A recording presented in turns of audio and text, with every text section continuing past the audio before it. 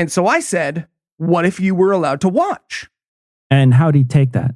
Worse. Can you believe that? I can. Yeah, I can. Okay, well then I don't understand. Holy crap, Eli, what did you do? No, this isn't me. This is too organized for my shenanigans. Hey, fellas. Hey, no, it was me. Let me get these. Let me turn these off. Keith, what are you doing here? What's with all the sound stuff? Oh, I sold it. For computers? Wait, it's not what? Not for computers, Tom. For Woods coin. Woods coin, yeah. What's Woods coin? That doesn't count for the score. It's a Bitcoin that we made with the face of James Woods on it. But why?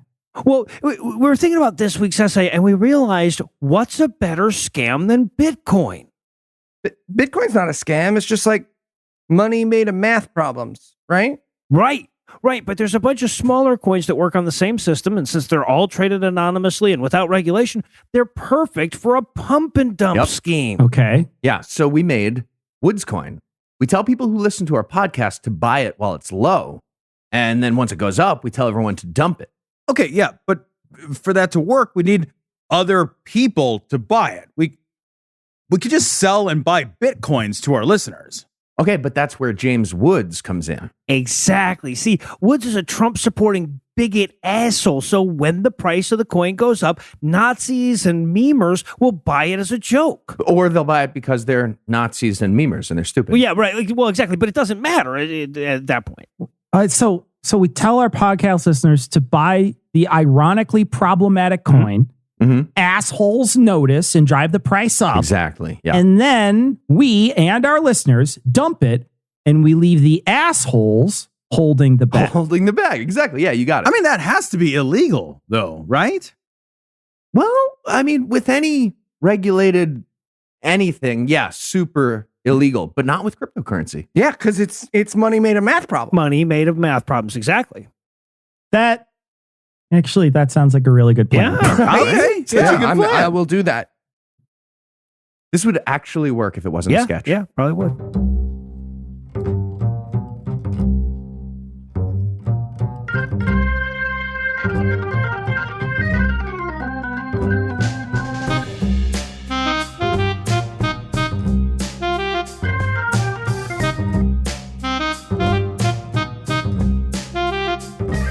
Hello and welcome to Citation Needed, the podcast where we choose a subject, read a single article about it on Wikipedia, and pretend we are experts. Because this is the internet, and that's how it works now. I'm Cecil, and I'm just a dude playing a dude disguised as another dude, but I'm not the only one whose humanity has been turned into a few quirky character traits by Eli. We have a whole cast of those people. Introducing first a guy who's the smartest dumb person on the planet, and a guy who gets high and is mad a lot, Tom and Noah. Hey, if you want to look good, you have two choices. Be actually excellent or carefully choose who you are compared with. Hello, friends on the podcast. Yeah. All I have to say is, what's with all these hippies at these damn dispensaries? And also joining us tonight, a noodle-loving fella who's into stepsisters and a tall noodle-loving fella who's into stepsisters, Eli and Heath. See, Heath, some of us revel in our newfound immortality. Noodle-loving incest enthusiasts never die. Yeah, no, that's good. It's a beautiful headstone, Eli. I love it. Patrons, we spend hours a week writing, recording, and editing this show, and you give us money for that. So thanks. Also, anyone else who's listening, you can give us money for that. And if you'd like to learn how to do that, be sure to stick around till the end of the show. And with that out of the way, tell us, Eli, what person, place, thing, concept, phenomenon, or event will we be talking about today? We'll be talking about my 3/4 of the way through the essay hero, Lou Pearlman. Okay, and Tom, are you ready to tell us who the fuck this is? Every word I say is true, Cecil. This, I promise you. That's okay. I see what you did there. I don't care how you preface it, though. You still have to wear a condom, Tom.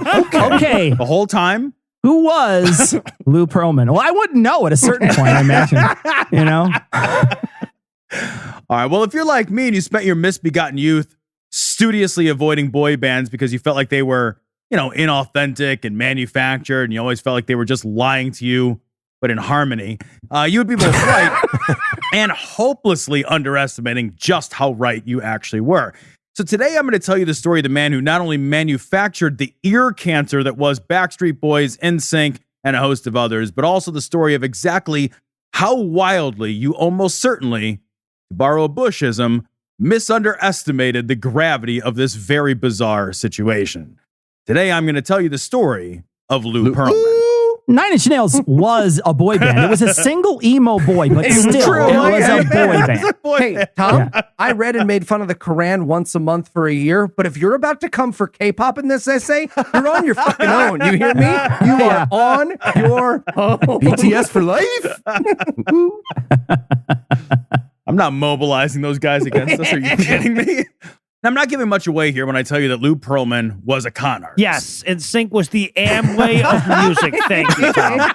Start there. Timberlake was the Betsy DeVos of music. But very few con artists come into their trade quite so young as Lou. When Pearlman was a young man growing up in Flushing, New York, he was not a popular or well-liked young man. He was a chubby, unhappy little Jewish kid. But he had dreams of making it big. And according to his much ballyhooed origin story, Pearlman had his first big business idea watching the local paper boys deliver their wares door to door around Flushing. According to Pearlman, he realized that certain customers had preferences on their paper delivery. Some wanted the paper under the mat, some wanted like their door knocked on and the paper hand delivered, that sort of thing. So what Pearlman did was he took notes on what each customer wanted in their, I guess, weirdly bespoke newspaper delivery requirements. Then Pearlman bought out the routes of all the local paper boys and then hired his own team of delivery guys, all of whom delivered the papers exactly the way their customers wanted it. The grateful customers, of course, tipped much better for the better service, and Pearlman had a nice little passive income stream before he had even grown hair on his balls. Yeah, nowadays he would have just invented an app called like Papper for some guy to throw a paper in your neighbor's bushes, but you tip and give 5 stars anyways because you don't know what's going on. Except like most things about Lou, this story was just total bullshit. Paper boys can't just sublet their paper routes. That's crazy. It didn't happen. No, well, a true story. I erased an entire paragraph of "but that's impossible because" notes when I saw that you opened the next paragraph with that. But Lou was not the kind of guy who let the truth stand in the way of a good story, so he kept going. As Lou would tell it, his home in Flushing was right across the street from the Flushing airport, and it was as a result of this proximity that he began his love of blimps. You heard that right. What now? Blimps. Yeah, Oh. you know, the giant balloon kite gondola things that for some reason exist. Lou loved blimps, obsessed with them.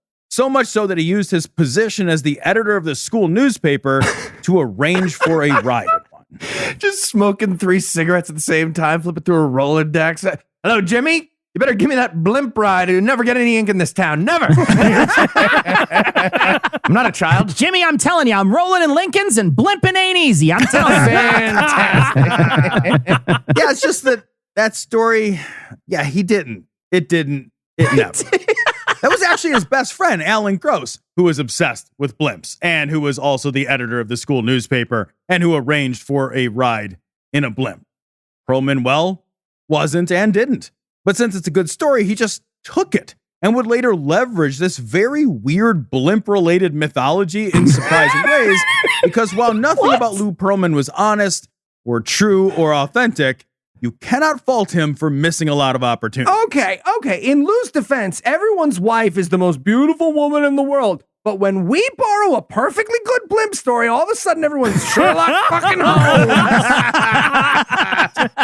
So, true story. I erased an entire paragraph of "Eli does this all the time" notes when I read that introduction. Yeah, I mean, the story's about a fat Jewish kid who steals other people's stories. I mean, it really is. It's the reason why we don't let Eli touch the money, everybody. Eli's real far from all the money. Now, while he was a student, Lou had to write a business plan for a class at Queens College, and he wrote his plan based on the idea for a taxi company that used helicopters rather than cars. If you ever spent any time trying to get around New York City in a cab, you too would be sympathetic to the notion of simply flying straight into the sky rather than spending one more minute in a yellow stench carriage. You spend a fucking infinite amount of time in there because they literally don't know where they're going. Every single cab I've gotten into, the cabbie asks you where it is. He doesn't know where you're going. You tell him where you're going. He's like, I don't fucking know where that is. How do you get there? It's your fucking city, man. The fuck? It's rustic charm, Cecil. Rustic charm. New York City charm. Yes. The thing with Lou, though, is that as full of shit as he was, he also sort of wasn't. Because just about as often as Pearlman was lying, he was also making good on some of his crazy ideas. By the late 1970s, Lou actually launched a helicopter taxi service. Nuts. Though he seems to have only ever had one helicopter. Yeah. It was called Airlift, which was hilarious. But it's a pun from the future, so people didn't really get it.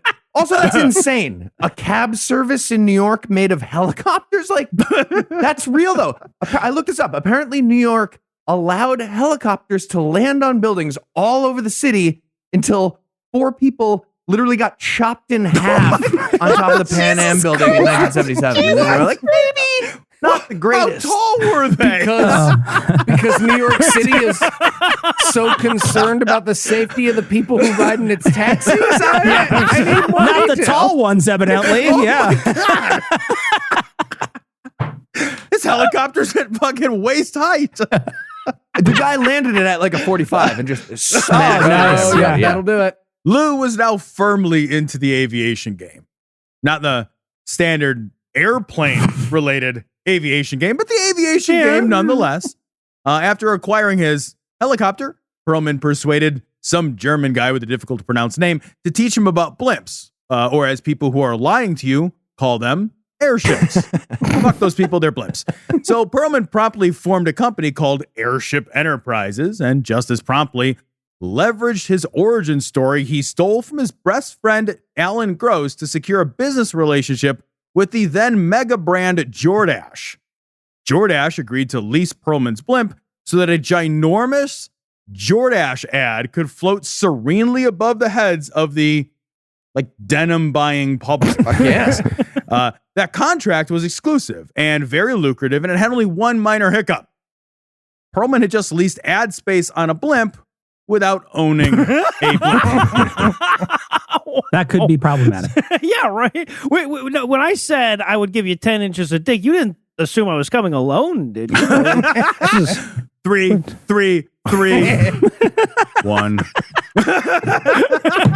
That counts. The math adds up. The math adds up, Tom. Thank you. So Pearlman did the only reasonable thing, and he promptly used the money he got from the initial phase of the contract to buy an old rundown blimp, because I guess there's a resale market for used blimps. Jesus. Somewhere. What? This He terrible threw some salesman paint- slapping the hood. Okay, this is really, you can't really slap the hood on this. It's just, Boing. it's a really big. Yeah, we put Popped it. balloons to get people's attention outside the used blimp lot, but I don't know. It just seems anticlimactic. So he threw some paint on the old girl to make it look presentable, and on its maiden Jordache ad voyage, it promptly crashed and was hopelessly ruined. Huh. Of course, this piece of shit blimp was, because of the contract he had, very well insured, and now Pearlman had a very nice little nest egg. Oh, and he also won a lawsuit with Jordache and was awarded $2.5 million for his efforts. Okay, it was a good year for him. Good year. But Took a second. That was This is so good. slow burn. Oh. It was a good year for him. It was double. Bravo. On time. Well done. Thank you. Well done. But why do blimp ads exist at all? I don't understand it. Are lots of people sitting there at a pro football game just ruminating about their shitty Firestone tire purchase that they made? And then they look up, hold on. Well, no, I mean, you look up and you think, man, if they can do that with a blimp, imagine what they can do with car tires, right? Right. Yeah. Airship Enterprises obviously needed a reboot since it had not successfully yet flown one flight. So Pearlman closed up that shop and started a new business, this one called Airship International. He then took Airship International public, despite the company having no airship and being decidedly non-international And he somehow raised $3 million, which he used to buy a admittedly much better blimp. He then managed to lease blimp ad space to McDonald's, MetLife, and SeaWorld, three of the biggest brands of the late 80s and early 90s. Yeah, McDonald's probably stopped paying for ads after they took the McBlimpy off the menu in 92. There's no reason to do that anymore. Yeah, so good. Hot side hot, cold side cold. It's really good. Airship International ran into some difficulty, though, when they crashed 3 more blimps. They crashed. Okay. Bad. They hire the driver of the Exxon Valdez? Like, what the fuck is going on, man? The stock price, because remember, he went public with the company before he went skyward, collapsed as quickly as one of his stupid crashy airships. Like Led Zeppelin, actually. That's how they got their name. Allegedly. The stock had been artificially pumped up to $6 a share, but after 3 crashes and losing all of their contracts, the stock fell to 3 cents a share. Oh, the humanity. While it's not unusual for bad press and lost business to damage a company, that's not the full story of what happened with Lou's business. See, after Lou went public in 1985, Lou became close with a guy named Jerome Rosen. Rosen was himself a scam artist, and it was 1985. So pumping and dumping penny stocks was a really big thing at this point. Rosen owned a small cap trading company called Norbay Securities in exchange for absolutely outrageous commissions, like commissions that were tens of thousands of dollars per trade. Norbay actively traded Airship International stocks, which drove the stock up despite the company having negative cash flow and no revenue or assets. The whole thing was a classic penny stock pump and dump scam. The blimps were really just the cover for the stock scam. At this point, all the air had gone out of the blimp scam. But Pearlman had gotten wind of the phenomenon. Take it. Had gotten wind of the phenomenon that was New Kids on the Block. And what he heard, unlike NKOTB, was music to this scammer's ears. I'm calling it that. I'm calling it that for the whole rest of the essay. Well, folks, we've gotten to the part of the show where we're just about getting to the point, so we have to take a break. So let's do that.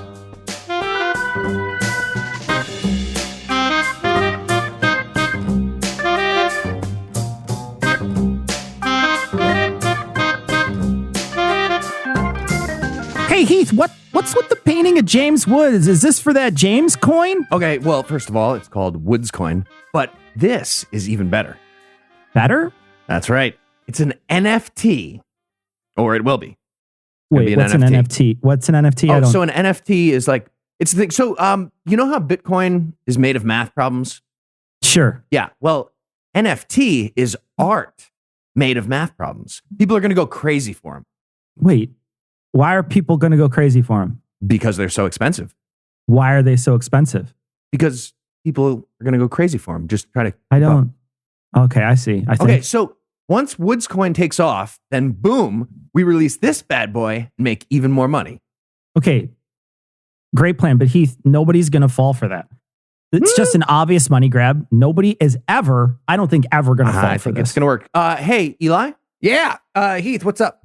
So don't tell anybody, but this art is made of math problems. I will give you $10,000 for it. There it is. Oh, okay, that's fair. What did Cecil offer you? I'll double it.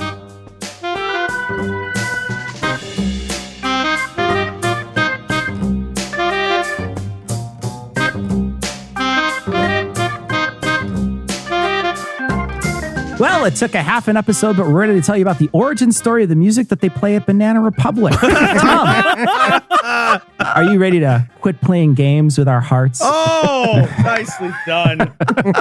Nicely done. I'm assuming all that's these one of their references. songs. I think it is too. I had to look it up on Google. Yeah. Everyone has at this point, unfortunately, heard of NSYNC and the Backstreet Boys. We all know that these boy bands and the whole boy band craze was manufactured. But I love that Tom calls it NSYNC like a grandfather talking about the internets. I swear to God, I will fight you, Heath. That's right. I don't know who the first That's half what it is. says. NSYNC. It's not in sync. That would be spelled differently. God damn it. Fuck you. Tom is the last radio DJ. Oh, I'm sorry. Am I not respectful of their art? No, you're not. Cardi B, what's the full name? Tell me the full last name of her. Is it Bianca? Cardi Bosnick? Is that it? Who's Cardib? See, thank you. I've been wondering for a long. Thank you, Heath. The whole boy band craze was manufactured, but what is stunning is the degree to which that statement is true. Lou Pearlman became fascinated with the unrivaled success and money that NKOTB was raking in. And Lou figured he understood well enough the formula to create the same success. Quickly walking away from his blimp thing, he founded a new company, this one called Transcontinental Records. Now, Transcontinental Records had neither records, nor did it span the length or breadth of any continents, but what it had was an understanding that success in the music industry didn't need to rely on trying to find talent and hope to capture that lightning in a bottle.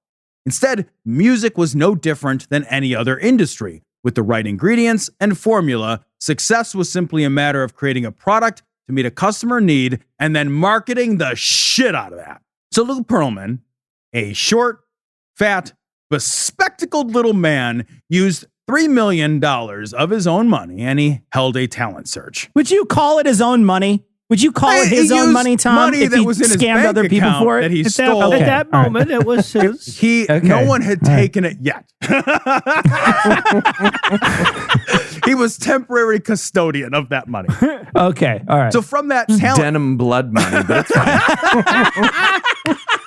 from that talent search, Pearlman picked out 5 kids, none of whom had any substantial commercial success of their own yet, and signed them to Transcontinental Records, his newly minted label.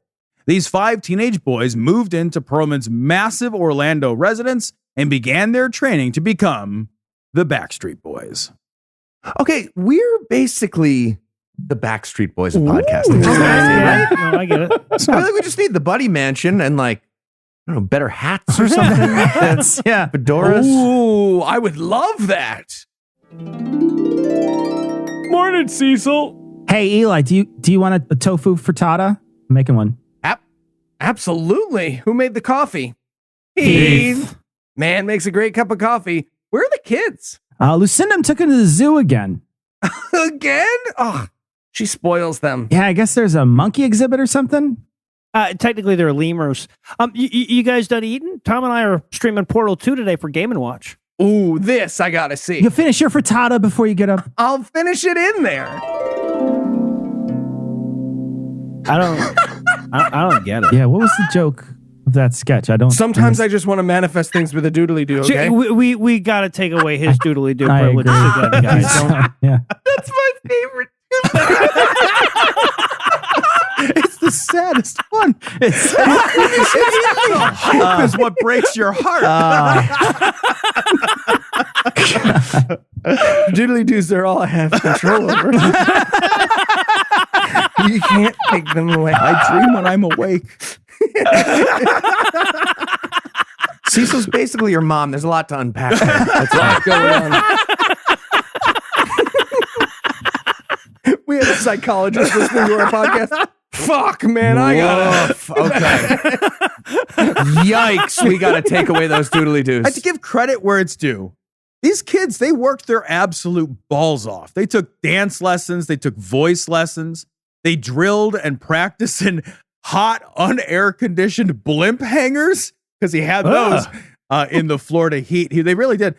They worked 7 days a week. They played every gig they could manage to get. These kids were not an organically formed band with a sound of their own or some great artistic reason to be, but they fucking worked. And the work, combined with Pearlman's salesmanship, it paid off. They became the Backstreet Boys, and they would go on to sell $130 million of records. They went gold, platinum, and diamond in 45 different countries. They were fucking huge. And they weren't alone, because Pearlman realized, even as he was doing it, that building one singing meat puppet cash machine was great. But once you have the assembly line all worked up, it only makes sense to keep producing shit. So he followed the same principles, and Lou Pearlman sourced 5 new teenage boys out of nowhere, stuck them in his house, and literally just created the product. The band In Sync. Thank you. Did I do that better? In Sync. Take it seriously. Nailed It's it. close. It's very close, Tom. In Sync sold $70 million in records and was also internationally successful at creating screaming preteen fans by the millions. Okay, Tom, maybe Lou Pearlman had a song in his heart. Did you think of that, Tom? No. Did the two boy bands, they're two bands with like 5 people, did they fight like fucking Power Rangers at some point? Did they have to choose who You was did have better? to pick a side. It was very actually, important. There It actually was a was. huge rivalry between them, which I left Power out Rangers of here. style rivalry going on. Yes, there was. It was awesome. I don't know. I'm kind of fascinated that many of you know this. I did research for the show. I know what your fucking excuses are. Team NSYNC, by the way. I don't know. Of course. Oh, all day. Yeah. Justin's on Insane. Now, if I asked you how many band members there were in NSYNC or Backstreet Boys, you would probably answer 5. And if you could name all of them, Nick, Howie, AJ, Brian, Kevin, Chris, JC, Joey, Lance, and Justin. yeah, I would lose respect for you forever. I mean, pass. Well, and crazily, Heath, you are also wrong. There were 6 members of NSYNC and Backstreet. Because for every band that Pearlman manufactured, he was also the 6th member. And he was the producer. And he was also the manager. Okay. And he was all of these roles, not just for NSYNC and the Backstreet Boys, but also for every other band that he shit out of his vocals and choreo factory, including O-Town, LFO, Take 5, Us 5, and the all-girl version he gave a whirl to, Innocence, which he spelled wrong with an S. I don't know if I like that Forever one. in our Yeah, hearts. that's creepy in a lot of ways, No, actually. that's a very scary. It was Sure is. It Yeah. very is. It was always the same structure. 5 randos plucked from relative obscurity, and then dumpy old Lou Pearlman, the silent 6th member, manager, and producer of each of these bands. Okay, I want to point out that I had no idea how many members there were in either of those bands. I don't want my name to be with that assumption for the rest of these guys. I probably would have guessed 5. So after a few years of crushing the charts and touring at a grueling, relentless pace, some of the members of the band began to wonder if they were going to get paid for any of this work. What? Yeah, remember, these were all just teenagers when Lou made them into these megastars, and they didn't know shit about shit. So the parents? whole time, the Backstreet and NSYNC were touring and selling out stadiums, and CDs were just flying off of shelves, and untold hundreds of millions of dollars in revenue was being generated. These kids weren't getting paid. They got some shitty, inconsequential per diem, and it was like $25, by the way. And What? It was nothing. It was nothing. Nothing. What It now? was nothing. Oh, Jesus. And they did have their somewhat lavish expenses paid, but they themselves did not get checks. They were not paid money. One night, Lou gathered all the members of NSYNC to dinner with their parents, and everyone thought that maybe now was going to be their time to get paid. So after a toast, Lou magnanimously handed out envelopes to each of the 5 singers. And he beamed as they opened their envelopes to gaze upon their well-earned checks. These guys have been working nonstop, no kidding, 7 days a week for years. They were international megastars. Their faces were on fucking lunchboxes. And the checks that Lou shared with his singing ATM machines, 10 grand a piece. Whoa. Jesus Christ. That's crazy. Justin and Lance were the heart of the band. How maybe JC, but Joey fucking Fatone was getting paid the same as Justin and Lance. Fuck that.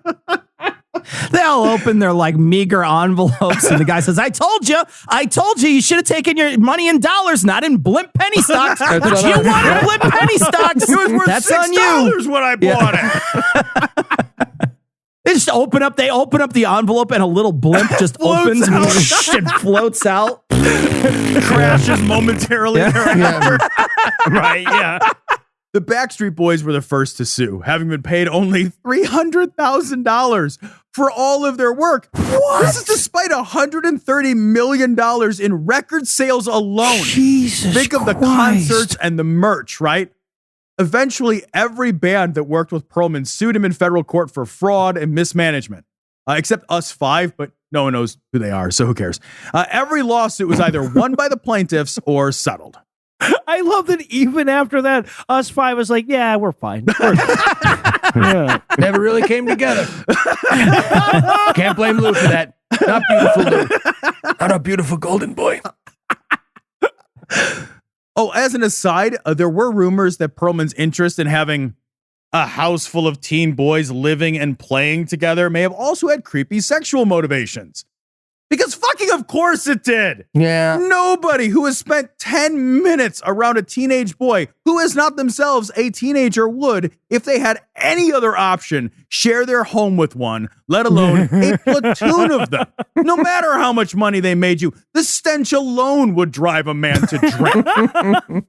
Lou had a habit of offering massages to the boys. And he was obsessed with their physiques, often demanding that they show themselves off by removing their shirts so he could look at them. Pearlman also had cameras all over his weird house full of teenagers, and he would show off to the boys the secret footage he had made of the Innocence girls getting in and out of their tanning beds naked.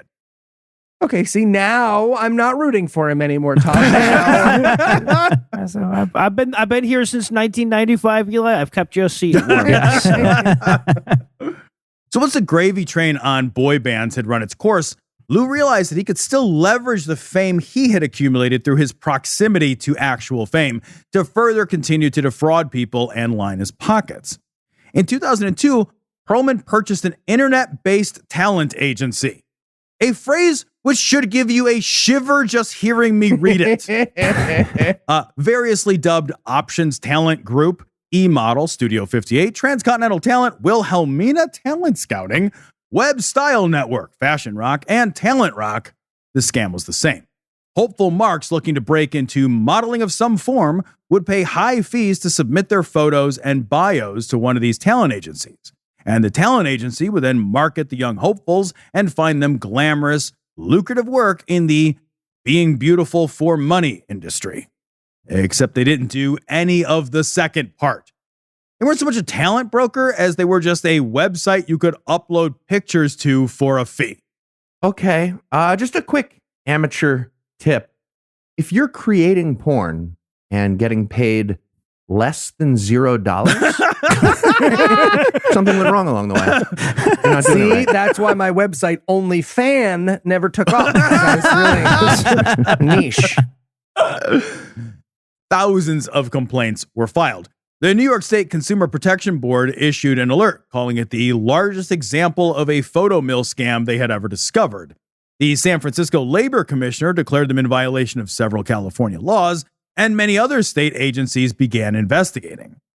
However, Lou Pearlman lived in Florida. And in Florida, his money had made powerful friends with then Florida Attorney General Charlie Crist. And despite thousands of complaints and no evidence at all that this was anything other than a scam, the investigation was closed, and then the company declared bankruptcy in a preemptive move to avoid paying damages. Florida should just start a boy band of creepy pedo fraudsters who get away with pretty much anything they want. Right. Yeah, it's called the Republican Party, Cecil, but I like it. Pearlman's biggest scam wouldn't be found out until 2006, when investigators discovered that Pearlman had been running the longest-running Ponzi scheme in American history. What now? The scam itself used forged FDIC, AIG, and Lloyds of London documents to convince investors that his program, the Employee Investment Savings Account, was both lucrative and very, very safe. His scheme promised, like all Ponzi schemes, unrealistic, if not impossible, returns on investments. But in reality, he had no mechanism to achieve those returns. Instead, the scam relied on simply finding more investors, more new money to pay returns to the pool of original investors who would act then as great advertisements for the success of the investment strategy. Not only that, but Pearlman used the story of his success as the creator and manager of the hit boy bands to get meetings and build confidence in his business acumen. This scheme had been running for 20 years when investigators discovered it, which means that it was running during the whole blimp debacle and while the boy band bilking began and ended. Wow. To convince investors of the legitimacy of his enterprises, he even went, I love this story, this is so great. He went to the airport with a little model of an airplane on which he had put his transcontinental logo, and then he held it up to the window and took a picture and then cropped it. So it would look like the little model airplane was really his company jet taking off. Who was that for?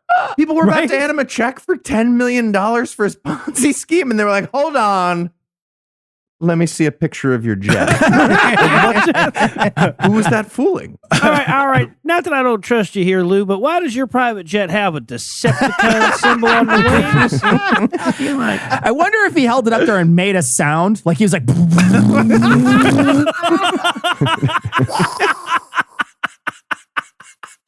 This scam... Autocrats, assemble! So this scam netted him $1 billion. What? $1 billion. Why not just get a fucking jet then?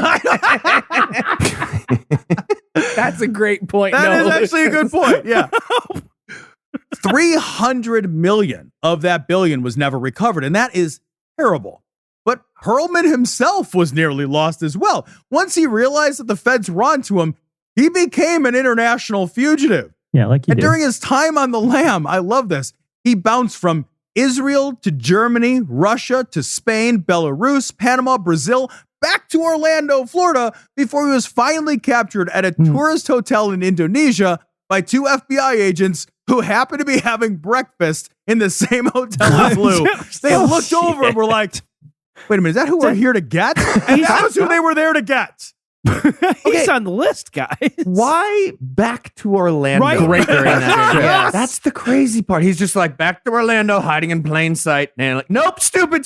Why is this thing? Okay, I have to go to Indonesia now. But also, he's got $1 billion and he chooses to live it up in Juvania, Nazi land, refrigerator, bad food, Russia again, mosquitoes, broken mosquitoes, and just cocaine.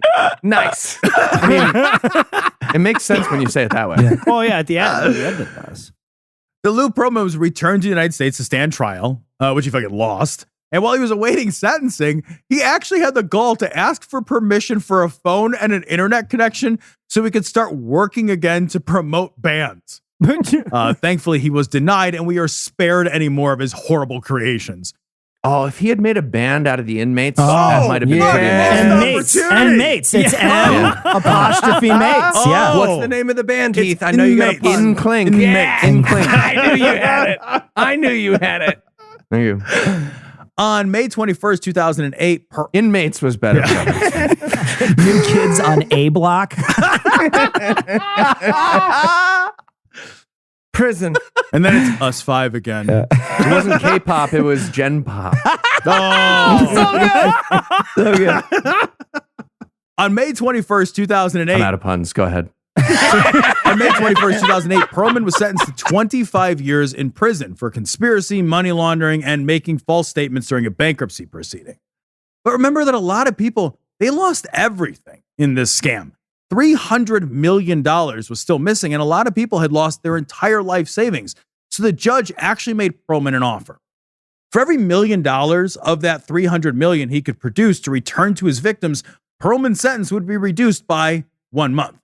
I'll save you the trouble and I'll do the math and tell you that means that if Pearlman had just produced all $300 million, he could have walked right out the door a free man. Yeah, Pearlman produced not 1 fucking cent. Instead, Pearlman and his companies were dissolved and forced into bankruptcy, and Lou was sent to prison. But Lou had lived a lavish life and famously had many precious works of art scattered throughout his sprawling Orlando estate, which could be auctioned off to repay those victimized by the Ponzi scheme. So a special team of art nerds were sent to Pearlman's home to recover, value, and sell his famous art collection. What they discovered was that the art, like Lou, was all fake. He had no priceless artwork on the walls of his home, and his belongings were auctioned off by a traditional bankruptcy house. Lou did have assets, however. His estate was massive, and he owned a train station called Church Street Station in downtown Orlando that was worth $34 million, though all of that was really just a drop in a bucket against the total that he had stolen. Okay. Court would like to know if any of the victims would be interested in being paid in rides on a choo-choo. Rides on a choo-choo, anybody? Nope. Okay. Okay. Well, what if we just don't tell you this Rembrandt is fake? How about, okay. Lou Pearlman went to prison in 2008, and 2 years later, he had a stroke. Audio tapes of conversations with his former childhood friend, Alan Gross, seemed to show an ebullient, unapologetic man. A man who seemed absolutely oblivious to the damage that he had caused and who was still convinced that if he could just get out, he'd be able to make good and make it rich again. This was not to be. In 2016, Lou Pearlman had a heart attack and died while in federal prison. Everything I've read about this story is tragic. I mean, from the jump, Lou just seemed like a lonely figure, the kind of guy who confuses success with love and notoriety with respect. It seems such a tragedy that rather than find himself along with some love and validation, Lou ruined not only his own life, but the lives of so many he defrauded, chasing the elusive validation and love he so clearly craved. I'm reminded of all this as I reflect on the wise words of NSYNC when they said, "It doesn't matter about the car I drive or the ice around my neck. All that matters is that you recognize that it's just about respect." And if you had to summarize what you learned in one sentence, what would it be? This story may sound crazy, but it ain't no lie, baby. Bye, bye, bye. Okay. Okay.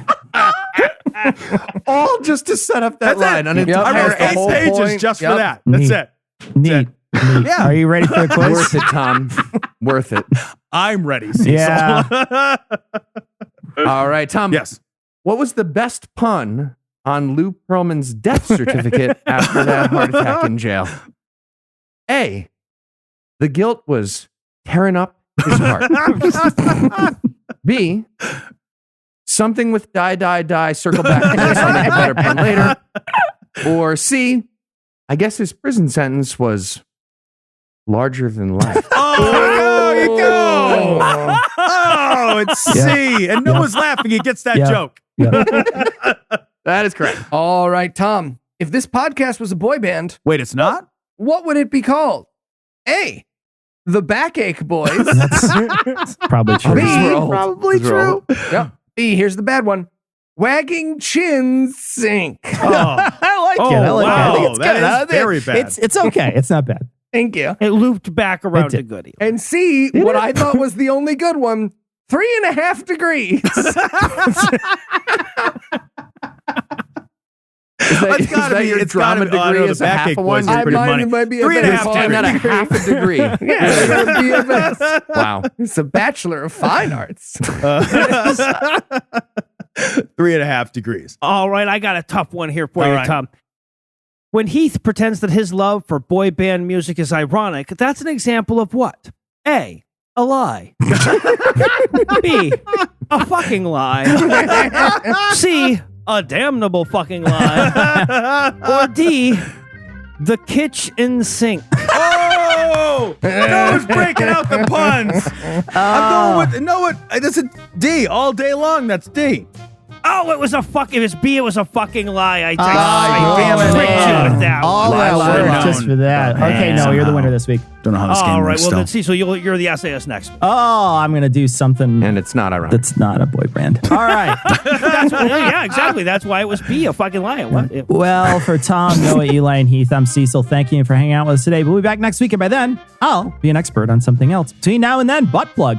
And if you'd like to help keep the show going, you can make a per episode donation at patreon.com/citationpod or leave us a 5-star review everywhere you can. And if you'd like to get in touch with us, check out past episodes, connect with us on social media, or check the show notes. Be sure to check out citationpod.com. Hey, Eli, what you got there? It's an NFT I bought from Heath. Dude, it's a picture of James Woods. I mean, yeah, now, but someday it's going to be worth millions, Noah. Why? Because of the numbers. The numbers? Yeah. Mm-hmm. It's on the blockchain. So you actually can't copy it. How can I not? What? Keith said that because Okay, so even if that was true, what if I made a picture that was like exactly the same thing except for 1 pixel? Is that different enough? I don't know that And how are you information. supposed to resell it? Like, can you put it back on the market? It looks like it's just on your phone. Well, Elon Musk said on Twitter Okay.